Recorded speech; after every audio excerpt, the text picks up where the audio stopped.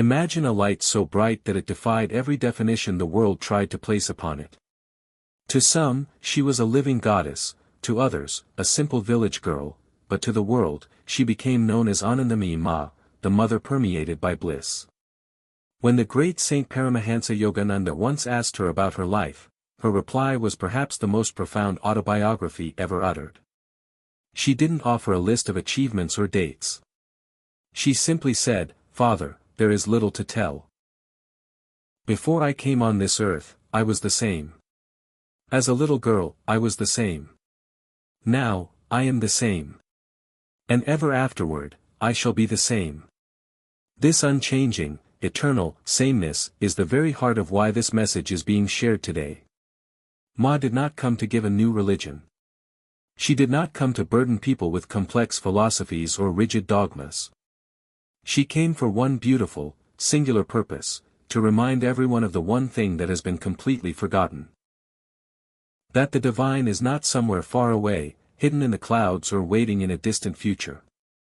The divine is the very fabric of existence, right here, right now. Anandamayi Ma taught that life and religion are one. She looked at modern lives, human anxieties, and the endless rushing, and she offered a radical perspective, that there is no division between the sacred and the ordinary. She used to say that to be a human being means to place first and foremost the desire to know the true self. She didn't ask people to leave families or run away to the forests. Instead, she looked into the eyes of everyday seekers and told them that daily work is worship. Whether a person is a parent, an office worker, or a student, Ma taught that every action can be an offering. She called this a synthesis of life, where every movement becomes a ritual and every breath becomes a prayer. She knew the human mind is like a restless child, constantly jumping from one worry to the next. To quiet this noise, she offered a simple, rhythmic anchor, the constant remembrance of the divine name. Ma beautifully compared the mind to a mirror covered in the dust of the world. Just as running water eventually clears away dirt, she taught that the constant, loving remembrance of the divine clears away the clutter of the ego until all that is left is the true, shining reflection. And when life brings suffering, Ma gave perhaps her most courageous teaching. She insisted that everything, even the deepest misfortune, is a disguised gift of grace. She told the world that the ocean of mercy pours out grace at all times, and it is necessary to consider everything that happens to be for the very best. She meant that life's painful blows are often just a mild, loving shaking from the divine, meant to wake a soul up from the deep sleep of worldly attachment. Her own life was a beautiful demonstration of these truths. As a young woman living as a quiet householder, she went through a period of spontaneous initiation.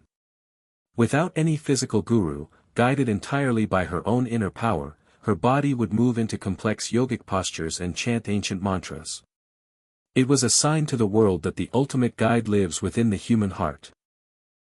For years, she lived in strict seclusion, yet when the inner divine will moved her, she traveled restlessly, breaking all boundaries of caste and religion. She was loved by everyone because when she looked at a crowd, she saw walking temples. Ma's final message is not a burden, but a profound sigh of relief. She taught that all sorrow comes from the heavy baggage of I and mine.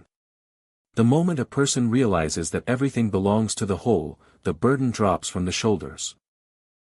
So let these words settle deep into the heart. Give just a few minutes of the 24 hours to the silence within. Just as a person makes time to feed the body and rest the eyes, a moment must be made to simply be. Anandamayi Ma was not just a woman who realized God, she is a mirror showing the world that all people are children of the immortal, who have simply forgotten the way home. Let the journey begin, back to the bliss that has always belonged to the soul.